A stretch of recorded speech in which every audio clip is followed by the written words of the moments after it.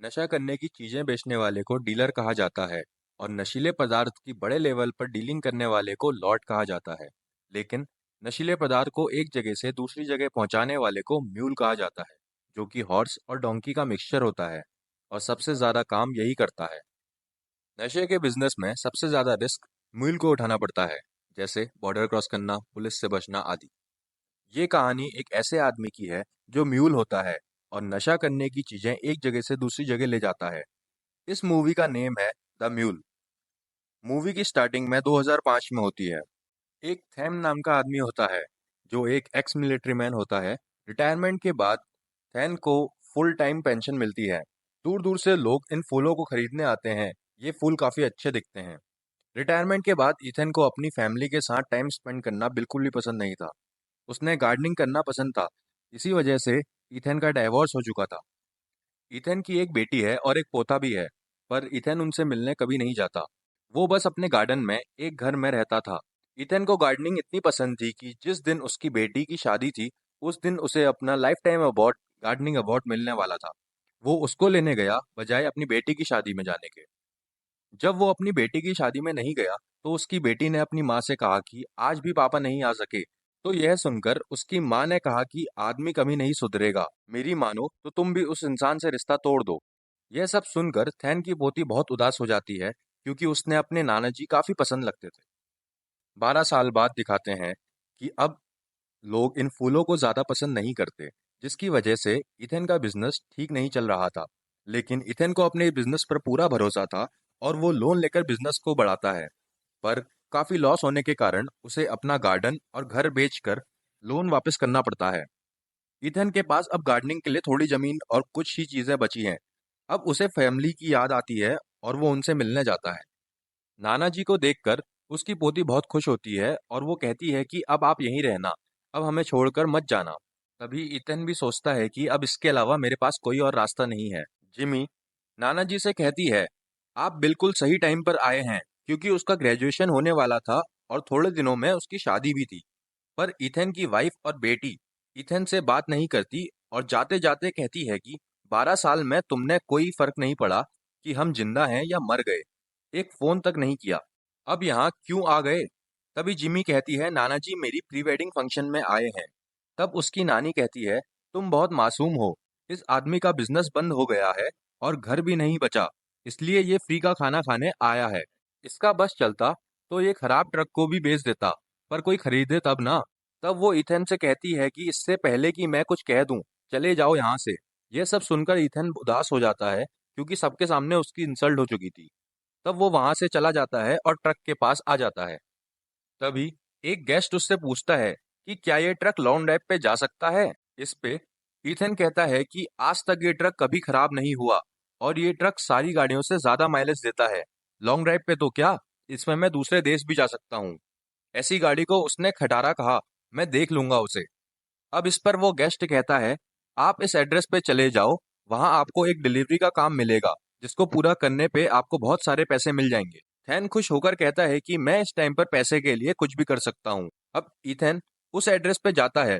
वहां के लोगों को देखकर उसे डर लगता है और एक आदमी उससे एक बैग देता है और कहता है, ये बैग इस लोकेशन पे ले जाना, बिना खोले बिना चेक किए।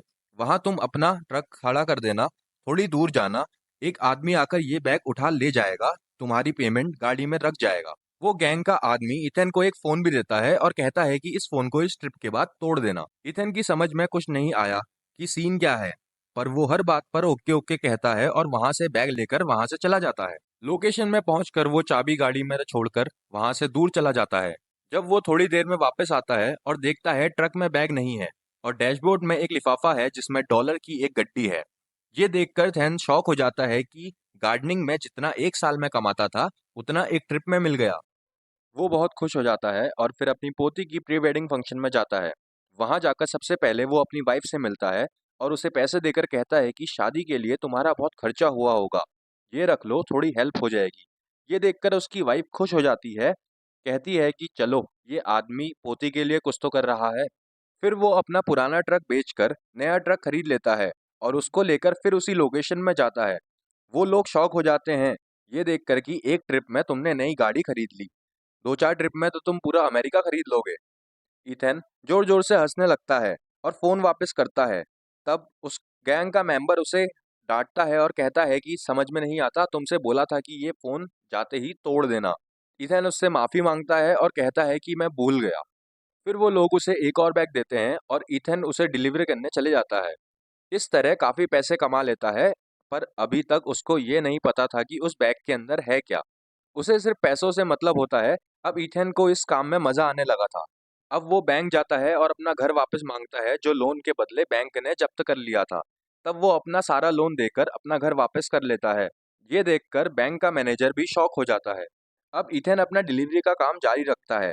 वो ईथन को एक बैग के बजाय दो दो बैग देने लगते हैं, जिसका उसे दुगना भाव मिलता है।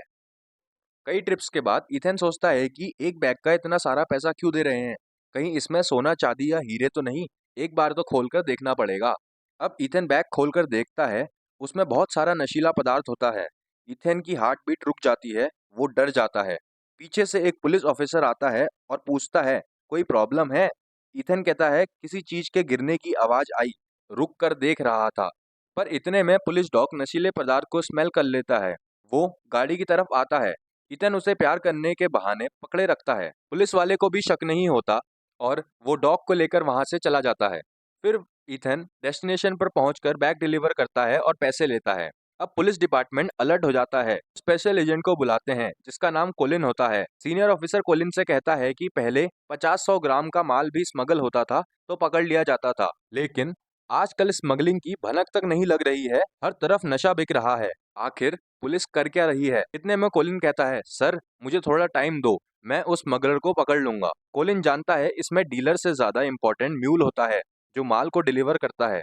अब वो अपने इन्फॉर्मर से मिलके पता करता है कि पहले 2 केजी माल सप्लाई होता था, पर आजकल तो 100-100 किलो सप्लाई हो रहा है। इसका रीजन म्यूल है जो ज्यादा से ज्यादा माल डिलीवर कर रहे हैं। वो इन्फॉर्मर कोलिन से कहता है कि सर आप फिक्र मत करो, हम जल्द से जल्द पता लगाते हैं उस म्यूल के बारे में। अब हम देखते हैं ईथन को जो अपने अगले ट्रिप के लिए रेडी होता है। उस गैंग के मेंबर ईथन को काफी तारीफ करते हैं, बोलते हैं इतना माल सप्लाई कोई नहीं कर पाया जितना इसने कर दिया है।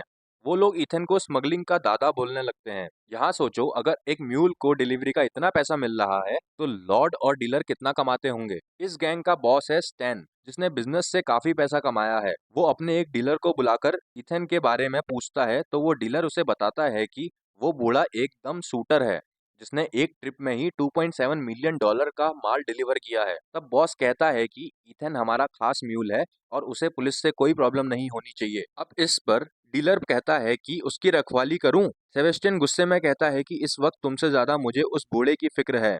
अगर तुम मेरा काम नहीं कर सकते हो तो तुम्हें जिंदा नहीं छोड़ूंगा, समझे डीलर?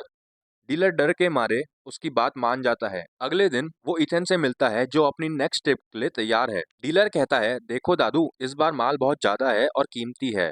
डेस्टिनेशन पर पहुंचते पहुंचते अगला दिन हो जाएगा, इसलिए बॉस ने कहा है तुम रास्ते में किसी होटल में ठहरो और बाकी का रास्ता कल तय करो। हमारे बताए हुए होटल में ही जाना, अगर कहीं और जाओगे तो फंस जाओगे। ये कहकर वो इथन की गाड़ी में एक माइक सेट कर देता है। दरअसल ये डीलर खुद भी एक म्यूल था जो आज तक इतना माल सप्लाई कभी नहीं कर पाया, तो वो इथन की चातुरी देखने के लिए उसको फॉलो करता है। वो माइक से सुनता है कि इथन मजे में गाना गा रहा था। अब वो चौंक जाता है कि हम लोग स्मगलिंग करते करते बहुत डरे हुए रहते हैं कि पुलिस ना पकड़ ले, मगर ये बूढ़ा तो मजे में है। इतने में एक फैमिली की गाड़ी खराब हो जाती है तो इथन रुककर वो गाड़ी ठीक करने लग जाता है। अब डीलर और उसका असिस्टेंट टेंशन में होते हैं कि 150 किलो माल गाड़ी में छोड़कर ये बुड्ढा सोशल सर्विस करने चला गया, लेकिन इथन उस परिवार की मदद करके आराम से गाड़ी स्टार्ट करता है। ड्राइव करते करते रात हो जाती है तो वो एक होटल में रुकता है। उसी होटल में दूसरे कमरा लेकर डीलर भी रुकता है और ईथन पर नजर बनाए रखता है, लेकिन ईथन तो एक औरत के साथ बिजी होता है। अब ये देखकर डीलर जलकर राख हो जाता है कि यहाँ देखो, इस बुड्ढे को लड़की मिल गई। अगली सुबह ईथन गाड़ी लेकर निकल जाता है। रास्ते में कई चेक पोस्ट आते हैं और ट्रैफिक जैम भी। ईथन उसमें फंसना नहीं चाहता और दूसरा रास्ता लेकर डेस्टिनेशन की ओर चल देता है। अब डीलर चिढ़ जाता है कि ईथन ने रास्ता चेंज कर दिया। डीलर चेक पोस्ट वगैरह क्रॉस करके आगे जाता है तो वहाँ ईथन की गाड़ी नहीं होती। अब डीलर लोकेशन पर पहुंचता है तो ईथन ने पहले ही माल डिलीवर कर दिया होता है, लेकिन अब डीलर गुस्से से उस पर बरस पड़ता है। अब ईथन कहता है कि चिल्लाओ मत बेटा, अगर तुम्हारे बताए हुए रूट पे जाता तो चेक पोस्ट में 150 किलो माल फंस जाता। बात तो ठीक है, लेकिन डीलर ईथन से चिढ़ने लग जाता है। वो सेबेस्टियन को कॉल करके कहता है कि बूढ़ा मेरी कोई बात नहीं मान रहा है, आप बस हाँ कर दो, उसको उड़ा दूंगा। सेबेस्टियन कहता है कि ठीक है उड़ा दो, मगर 150 किलो माल रोज तुम सप्लाई करोगे। इतने में डीलर का मुंह बंद हो जाता है और जो ईथन कर रहा है वो उसे करने देता है। अब डीलर ईथन को रास्ते से हटाना चाहता है क्योंकि उसकी वजह से इस गैंग के डीलर की इज्जत नहीं हो रही है। यहाँ कोलिन को उसका इन्फॉर्मर बताता है कि सर, उस खास मूल का नाम तो नहीं पता, लेकिन हाँ, उसका रेगुलर रूट हमें पता चल चुका है। ये कहकर वो कोलिन को रूट बताता है और अब कोलिन सीनियर ऑफिसर से उस रूट पर जाने वाली हर गाड़ी को चेक करने की बात करता है। अगले दिन ईथन निकलता है ट्रिप पर और डीलर और उसका असिस्टेंट उसे फॉलो करते हैं। ईथन बीच में रुककर एक रेस्टोरेंट में चला जाता है। डीलर फिर डांटता है और कहता है कि पागल हो क्या? तो इतने में ईथन कहता है भूख लगी थी बेटा, तुम भी कुछ खा लो, यहाँ दुनिया का बेस्ट सैंडविच मिलता है। डीलर एक बाइट लेता है और उसे स्वर्ग की फीलिंग्स आ जाती हैं। इतने में वहाँ एक पुलिस ऑफिसर आता है। डीलर से पूछता है तुम कौन हो? शकल से तो लगता है तुम कोई गलत काम करते हो। लेकिन ईथन ऑफिसर को बताता है कि सर, ये मेरे साथ मेरे घर की पेंटिंग का काम करने आया है, लेकिन रेट ज्यादा मांग रहा है, इसलिए जरा बहस हो रही है बस, और कुछ नहीं। वैसे सर, आप मेरे साथ आइए, मेरे ट्रक में कुछ रखा हुआ है। ये कहकर ईथन ऑफिसर को अपने ट्रक के पास लेकर जाता है। डीलर तो गन निकालने के लिए बिल्कुल रेडी है। अगर पुलिस ने माल देख लिया तो वो बूढ़े और पुलिस दोनों को उड़ा देगा। ईथन जाकर ट्रक खोलता है तो कई बैग्स में माल रखा होता है। ईथन वहां से बड़े बैग उठाकर ऑफिसर को देता है और कहता है इसमें पॉपकॉर्न है, आप ले जाइए, बड़े टेस्टी हैं। ऑफिसर पूछता है कि ये आप मुझे क्यों दे रहे हैं? ईथन कहता है कि सर, ये मेरे दोस्त ने मुझे दिया था, लेकिन मुझे डायबिटीज है तो मैं खा नहीं सकता। आप पुलिस स्टेशन लेकर जाइए और वहां बांट दीजिए। ऑफिसर जरा हैरान होता है, बैग लेकर चला जाता है। बुढ़ापा जिसकी वजह से पुलिस भी उस पर शक नहीं करती। इस वजह से सेबेस्टियन का नशीला पदार्थ का बिजनेस बहुत बढ़िया चल रहा होता है। ईथन तो उसके लिए इतना खास आदमी बन जाता है कि वो ईथन को एक बहुत बड़ी पार्टी में इनवाइट करता है। ईथन वहाँ खूब एंजॉय भी करता है और अब वो पहले जैसा नहीं रहा। यहाँ की वो अपनी फैमिली को भी मिस करता है। जिमी के कॉलेज ग्रेजुएशन में भी वो जाता है। उसकी वाइफ बड़ी खुश होती है कि सुधर गए, और दूसरी ओर सेबेस्टियन को उसी के आदमी मार डालते हैं। जब बिजनेस इतना प्रॉफिटेबल चल रहा हो तो उन्हें सेबेस्टियन की जरूरत ही नहीं होती। अब उनका एक नया लीडर होता है जो सेबेस्टियन जैसा नहीं होता। ईथन से बहुत ही अकड़ कर बात करता है। वो कहता है कि तुम अपनी मर्जी से रूट नहीं ले सकते, समझे, और ठीक टाइम पर डिलीवरी नहीं हुई तो मैं तुम्हें उड़ा दूंगा। ईथन को ये धमकी अच्छी नहीं लगती, लेकिन काम तो उसे करना ही पड़ेगा, तभी पैसे आएंगे। अगले ट्रिप में उसे फिर एक होटल में रुकना पड़ेगा क्योंकि रास्ता बहुत लंबा है। इनकी इन्फॉर्मेशन उस इन्फॉर्मर को पता चल जाती है और वो कोलिन को उस होटल का नाम भी बता देता है जिसमें म्यूल रुकने वाला है। कोलिन उसी होटल में एक कमरा ले लेता है और आते जाते हर गेस्ट पे ध्यान देता है। अब उसे एक आदमी पर शक होता है तो वो उसके कमरे में जाता है। वो भी एक म्यूल है, लेकिन बहुत कम माल लेकर जा रहा था। उसके पास वाले कमरे में ही ईथन रुका था, तो कोलिन वहां भी जाता है। लेकिन ईथन को देखकर कोलिन हंसकर कहता है कि सॉरी, आपको परेशान किया। ये कहकर वो चला जाता है। मतलब ईथन पर जरा भी शक नहीं हुआ उसे। अगले दिन ईथन को कोलिन रेस्टोरेंट में नीचे बैठा हुआ मिलता है। कोलिन फोन पर अपनी वाइफ से बहुत बहस कर रहा होता है। ईथन नहीं जानता कि ये पुलिस डिपार्टमेंट से है। कोलिन बताता है कि मैं अपनी फैमिली के साथ वक्त नहीं बिता पाता, मेरी वाइफ बहुत नाराज है। ईथन कहता है कि अपने एक्सपीरियंस से बल पर कह रहा हूँ कि काम के चक्कर में फैमिली को कभी इग्नोर नहीं करना चाहिए। काम से तो तुम रिटायर भी हो जाओगे, लेकिन फैमिली के साथ तुम्हें जिंदगी भर रहना है। आप ठीक कहते हैं सर, लेकिन क्या करूं, काम ही ऐसा है। कल की बात है कि हमें पता चला एक स्मगलर 150 किलो माल लेकर होटल में ले आया है, लेकिन हम उसका पता नहीं लगा पाए। अरे बाप रे, ये तो पुलिस वाला है। इथन उसे बाय कहकर निकल जाता है, लेकिन पीछे से वो इथन को आवाज देता है। इथन एकदम फ्रीज हो जाता है। कोलिन कहता है अच्छा हुआ मैंने देख लिया, आप तो अपनी चीज भूल कर चले गए थे। ये कहकर वो ईथन को फ्लैक्स देता है जो वो टेबल पर छोड़ आया था। तब जाकर ईथन को चैन आता है और वो फ्लैक्स लेकर वहां से निकल जाता है।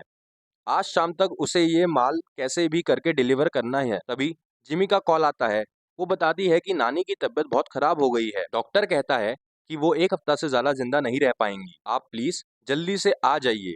लेकिन ईथन को तो यहाँ पर डिलीवरी करनी पड़ेगी, वरना बहुत मुश्किल हो जाएगी, और कल भी एक डिलीवरी है।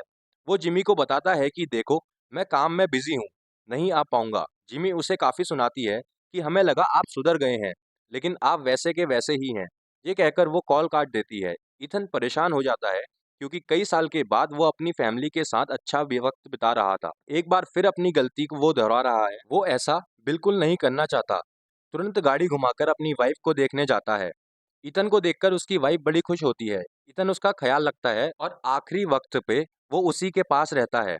मृत्यु के बाद इथन उसका फ्यूनरल भी करवाता है और उसके बाद अपने ट्रक की ओर आता है जहां माल अभी भी रखा हुआ था। एक तरफ वो गैंग उसे ढूंढ रही होती है कि बूढ़ा साला माल लेकर गायब हो गया, और कोलिन और उसकी टीम भी उसी को ढूंढ रही होती है। उस गैंग के रेगुलर रूट के हर फोन को ट्रेस करने लग जाते हैं।